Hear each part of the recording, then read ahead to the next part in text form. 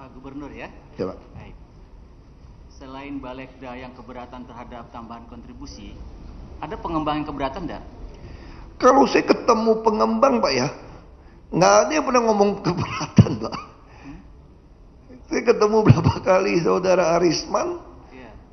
maupun ketemu bosnya Pak Trihapma, nggak ada yang keberatan. Malahan Podomoro ini yang sudah bayar Pak, udah bangun Pak. Kalau keberatan berarti tidak ada alasan dong ya, tidak dimasukkan ke Perda mestinya. Makanya saya juga kaget gitu. Kalau mereka keberatan, harusnya dia tidak mau menyumbang kami. Ada enggak laporan dari Pak Suni itu? Pak Suni cuma ngomong-ngomong, wah kayaknya mungkin bos-bos keberatan. Saya sih jawabnya santai saja. Orang nggak ada yang ngomong sama saya kok, ngomong aja loh. Kan stafnya Bapak itu. Ya saya nggak mesti dengarkan staf Pak. Baik. Saya pernah berantem kencang sama dia waktu menentukan UMP. Dia kan lama di CSIS. Pak Sofian Wanandi masih Apindo waktu itu. Pak Sofian Wanandi bilang sama dia, bilang sama si Ahok, UMP yang ditentukan tuh nggak benar. Ini bisa bangkrut, bisa tutup semua pabrik-pabrik. Saya bilang sama dia, lu bilang sama Pak Sofian, lu mau tutup aja semua. Gue beli pabrik lu semua. Lalu dia ngatur, gimana temuin orang tua lah. Pak Sofian datang, ketemu saya, berantem Pak. Baik. Saya ribut mulut, saya bilang nggak ada urusan, putusan saya ya putusan saya. Kalau Anda nggak suka, bubar aja. Baik. Pak Gubernur nih mohon maaf, komunikasi dengan staf nih, dengan bawahan, baik Sekda maupun BPKD, komunikasi Raperda ini lancar Pak tidak sih komunikasinya? Bagus Pak tidak? Saya kira bagus, saya kan nggak ada masalah Pak. Soal Iya. Raperda ini nggak ada yang sensitif kok Pak. Karena Kan mengikuti semua norma-norma, nggak ada yang diperdebatkan itu sebetulnya. kemarin kan Pak Saiful Bututi kan sudah jadi saksi. Ya, Dikala ditanya oleh Balegda, apa sih dasar hukumnya mengenai pemasukan 15% itu? Katanya menurut Taufik, diskresi. Ini yang bahaya kan begitu. Karena diskresi itulah, maka Balegda membuat suatu analisis baru agar dimasukkan kepada Pergub saja, kan demikian. Dan Bapak pun katanya tidak menolak apa yang tadi dikatakan itu, betul kan? Persoalan kalau dasar hukumnya kuat, Pak Basuki pada waktu itu ada perjanjian tahun 97, ada Kepres, kenapa tidak diplot aja, dipaksakan di dalam Raperda itu kan? mereka kan menolak Pak. Ya, ini kan secara ekonomis kan menguntungkan masyarakat, betul? Betul.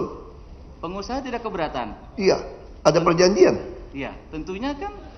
Dan kita ada Undang-Undang Nomor 30 tahun 2014 Pak, Iya. tentang administrasi pemerintahan. Baik, kalau saja pengusaha tidak keberatan, Pemda diuntungkan, masyarakat diuntungkan pada umumnya misalkan, kenapa kok legislatif itu kok begitu ngotot gitu kan, tentang pemasukan dari Perda, Raperda kepada Pergub, dan Bapak amini kan begitu kan itu. Persoalannya begini, kalau itu betul Pergub, diskresi, takutnya itu betul Bapak. Ganti gubernur, ganti kewenangan, ganti lagi persentase kan begitu. Betul. Yang Bapak ketahui Raperda Saya berapa ketahui tahun gini nomornya? Pak, saya yakin kalau sudah sempat saya pergubkan Pak, dia nggak bisa ubah Pak. Karena kalau ubah pasti diaudit BPK BPKP ketahuan. Kenapa gubernur yang lama sama seperti kasus ini kan Pak? Dasarnya apa? Ini kan bukan diskresi lagi Pak, ini kan ada dasar perjanjian 97. Baik. Kalau Raperda sendiri, kalau apabila nanti diperdakan itu untuk berapa puluh tahun? Raperda bisa saja tahun depan berubah, tapi rubahnya kan susah Pak. Seluruh anggota DPRD mayoritas ditambah gubernur. Maksudnya kan tidak begitu. Apabila nanti Pergub itu diatur dalam satu pasal, di dalam Perda kan itu bermasalah. Artinya kalau Perda itu tidak berlaku, otomatis gubernur pun kan Pergub kan tidak berlaku. Kalau memang satu pasal diatur tentang itu kan begitu. Sepengetahuan saya tidak Artinya seperti itu Pak. kan di sini Perda itu kan bisa dikatakan fleksibel. Kapan siapa pemimpinnya akan berubah sesuai dengan kebijakan. Tidak demikian, tidak dipikirkan itu. Saya pikir tidak semudah itu Pak. Biasanya kalau di audit BPK, BPKP, kalau sudah ada angka, Iya betul. kalau dirubah angkanya lebih kecil Pak, Iya. pasti temuan Pak.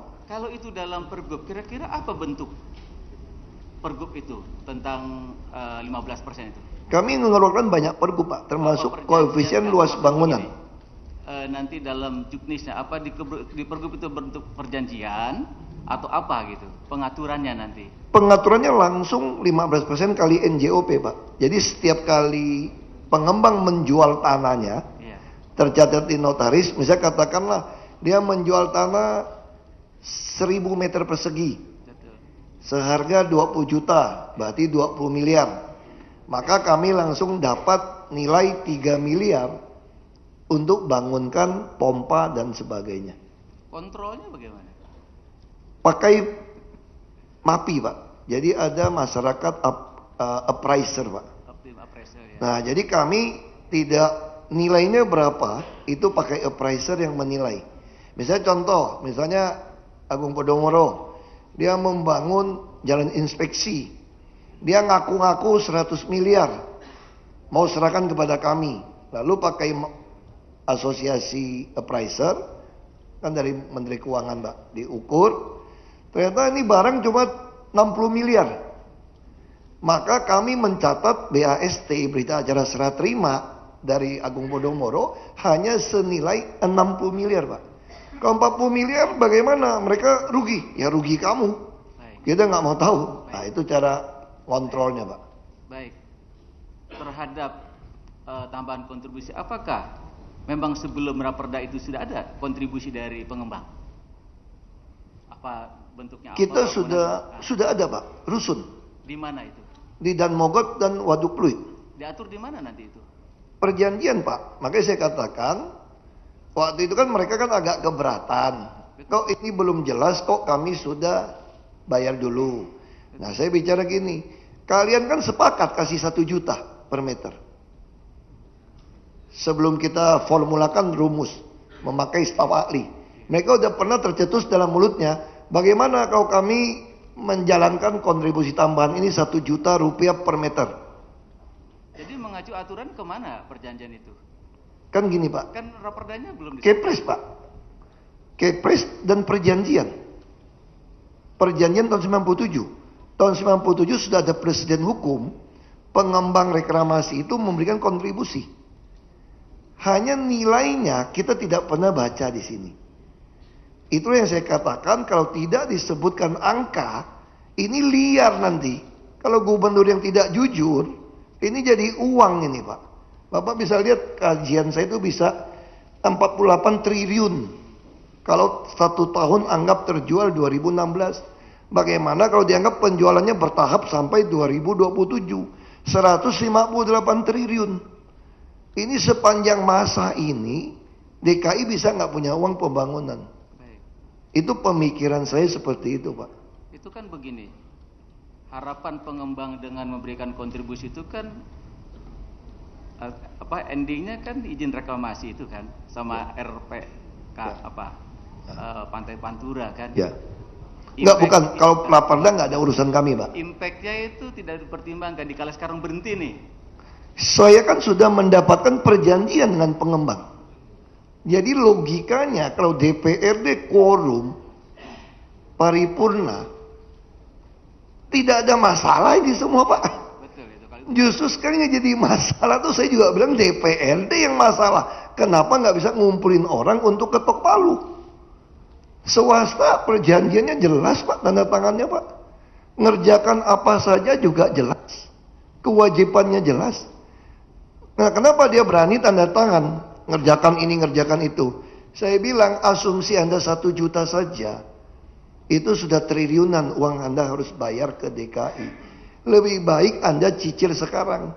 Karena kalau cicil sekarang, NJOP yang dipakai sekarang, Pak. Kalau dicicilnya berikutnya, nanti Anda lebih mahal. Sama dengan kasus KLB. Kami model ini bukan cuma ini, Pak. Ada model pergub koefisien luas bangunan, Pak. Seperti kasus Semanggi. Baik. Itu Jepang juga sama dia, Pak Pak. Arisman ini kan reklamasi Pulau G, betul? Apa? Bukan, reklamasinya Pulau G, Pak Arisman. Pulau G dan juga ada join dengan Jakpro sebetulnya. Pulau G-nya sekarang kalau tidak salah diberhentikan. Diberhentikan sementara sambil Bagaimana analisa. nasib beliau-beliau ini yang sudah memberikan kontribusi? Makanya sedang mau dibawa ratas presiden. Itu yang saya sampaikan, seorang menteri tidak bisa mengeluarkan surat pemberhentian. Karena ini dasar hukumnya adalah Kepres. Di mana ada negara Kepres kalah oleh Kepmen. Nah, inilah yang mau dibawa sidang di rapat terbatas presiden. Jadi yang berhak mengatakan ini berhenti atau tidak berhenti adalah di tangan presiden. Bukan di tangan menteri yang diperintahkan untuk menganalisa. Ini Pak. Baik, terima kasih Pak. Terima kasih, Pak.